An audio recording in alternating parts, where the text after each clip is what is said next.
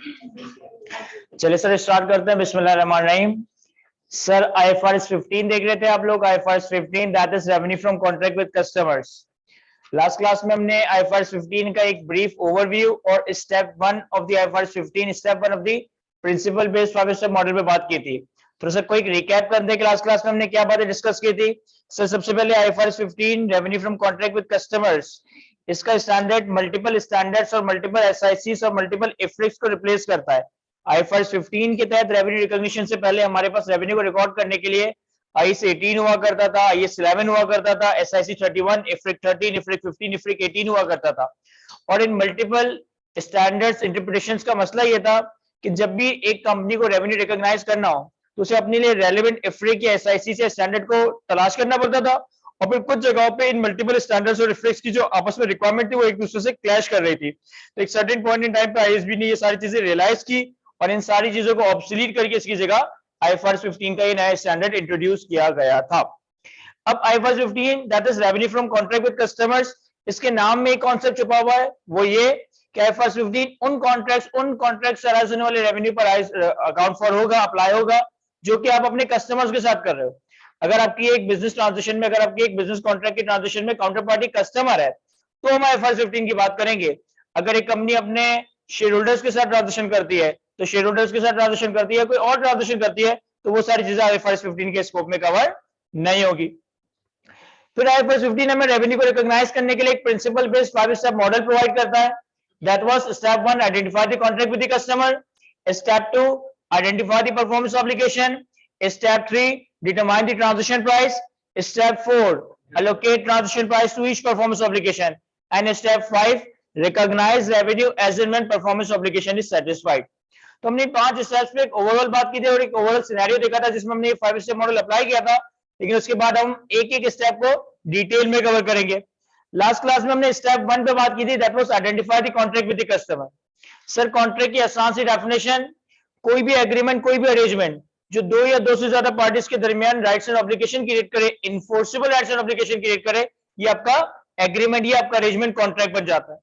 Contract can be written, contract can be verbal, contract can be implied depending upon the market norms and regulation. जिस जगह पे आप operate कर रहे हो वहां के मार्केट के क्या नॉर्म्स है, वहां के मार्केट की क्या प्रैक्टिसेस है, इस बेसिस पे कॉन्ट्रैक्ट आपका वर्बल, रिटन या इंप्लाइड कॉन्ट्रैक्ट हो सकता है। IFRS 15 का कॉन्ट्रैक्ट बनने के लिए एक एग्रीमेंट के अंदर मिनिमम ये 5 एट्रीब्यूट्स होने चाहिए। सब पार्टीज की अप्रूवल और इन्फोर्सिबिलिटी, पार्टीज ने अप्रूवल दी हो, पार्टीज की कमिटमेंट हो, कॉन्ट्रैक्ट आपका इन्फोर्सिबल हो। पार्टीज के right to the goods and services identified हो, यानी कि कॉन्ट्रैक्ट में जो गुड्स एंड सर्विसेज प्रोवाइड करने हैं ये आइडेंटिफाइड हो। सर पेमेंट टर्म्स आपके एस्टैब्लिश्ड हो, पेमेंट टर्म्स आपकी या तो फिक्स्ड होगी या डिटर्मिनेबल होगी। सर आपके कॉन्ट्रैक्ट की कमर्शियल सब्सटेंस होनी जरूरी है। और नंबर 5 सर कस्टमर की एबिलिटी एंड कस्टमर की इंटेंशन टू पे होनी चाहिए। ये मिनिमम 5 बातों का होना जरूरी है IFRS 15 का कॉन्ट्रैक्ट बनने के लिए, स्टेप 1 से लेकर स्टेप 5 तक प्रोसीड करने के लिए। अब अगर स्टेप 1 का IFRS 15 का कॉन्ट्रैक्ट बन जाता है तो फिर मैं स्टेप 2, स्टेप 3, स्टेप 4, स्टेप 5 पे आऊंगा। अगर स्टेप 1 में ही मसला आता है, अगर कॉन्ट्रैक्ट की डेफिनेशन, अगर कॉन्ट्रैक्ट के एट्रीब्यूट्स ही मिसिंग है तो फिर हम बाकी स्टेप्स को फॉलो नहीं करेंगे। इसके साथ मैंने एक आसान सा कॉन्सेप्ट लिंक किया था कि अगर हमारे पास कॉन्ट्रैक्ट के एट्रीब्यूट्स ही मिसिंग हो और हमारा कोई कॉन्ट्रैक्ट कंक्लूड हो जाए या हमारा कोई कॉन्ट्रैक्ट टर्मिनेट हो जाए तो इस केस में रेवेन्यू कैसे रिकॉर्ड करेंगे? इस केस में रेवेन्यू कब रिकॉर्ड करेंगे? सर जब दो में से कोई एक बात हो रही होगी। पहली वाली बात, कॉन्ट्रैक्ट की परफॉर्मेंस ऑब्लिगेशन सेटिस्फाइड हो चुकी हो, कंप्लीट हो चुकी हो, पेमेंट रिसीव कर ली हो और वो पेमेंट नॉन रिफंडेबल हो। जब ये तीनों बातें होंगी तभी रेवेन्यू रिकॉर्ड होगा। या फिर आपका कॉन्ट्रैक्ट टर्मिनेट हो चुका हो, पेमेंट रिसीव कर लिया और वो पेमेंट नॉन रिफंडेबल हो, या फिर ये तीनों बातें हो जाएगी तो हम अपने पास रेवेन्यू रिकॉर्ड कर लेंगे। अगर कॉन्ट्रैक्ट का एट्रीब्यूट ही मिसिंग है तो इन दोनों में से जो भी बात पूरी हो जाएगी आप उस बेसिस पे अपना रेवेन्यू रिकॉग्नाइज कर रहे होंगे। सर एक और मैंने बात बताई थी कि अगर एक कॉन्ट्रैक्ट ऐसा है जिसमें हर पार्टी के पास ये राइट आ जाए कि वो होली अनपरफॉर्म कॉन्ट्रैक्ट को टर्मिनेट कर सकता है without compensating the other party, without any incurring any penalty, तो इसका मतलब है ये कॉन्ट्रैक्ट अभी अराइज ही नहीं हुआ। अगर कोई ऐसी डिस्कशन, अगर कोई ऐसी बार्गेनिंग हो रही है जिसमें हर पार्टी के पास ये राइट हो कि वो होली फुली अनपरफॉर्म कॉन्ट्रैक्ट को ही टर्मिनेट कर दे without compensating the other party, तो ये IFRS 15 का कॉन्ट्रैक्ट एक्सेस नहीं करता है। इसके बाद मैंने स्टेप 1 और इवन पूरे IFRS 15 का सबसे इंपॉर्टेंट टॉपिक डिस्कस किया था। अगर मैं एग्जामिनर होता तो मेरी ज्यादा से ज्यादा चांसेस ये होते कि मैं कॉन्ट्रैक्ट मॉडिफिकेशन के ऊपर ही आपसे कोई ना कोई सवाल टेस्ट कर रहा होता। अब कॉन्ट्रैक्ट मॉडिफिकेशन क्या है? सब प्रैक्टिकली ऐसा बहुत कॉमन है कि कॉन्ट्रैक्ट जब इनिशिएट हुआ, कॉन्ट्रैक्ट जब स्टार्ट हुआ तो एक प्राइस डिसाइड हुई, एक स्कोप ऑफ वर्क डिसाइड हुआ। लेकिन कॉन्ट्रैक्ट जब एग्जीक्यूशन फेज में हो, कॉन्ट्रैक्ट जब अपने प्रोसेस में हो, तो उस वक्त स्कोप में या प्राइस में चेंजेस आ सकती हैं। इन चेंजेस को हम कॉन्ट्रैक्ट मॉडिफिकेशन का नाम दे रहे होंगे। कॉन्ट्रैक्ट मॉडिफिकेशन की अकाउंटिंग किस तरह से होगी, इसके लिए हमने एक डिसीजन डायग्राम देखी थी। ये डिसीजन डायग्राम तो आपके जहनों में महफूज होनी चाहिए, जिंदगी भर आपको ये काम आने वाली है, चाहे तुम अपने एग्जाम में बैठे हो, चाहे तुम अपने ऑडिट में बैठे हो, चाहे तुम किसी इंडस्ट्री में जॉब कर रहे हो।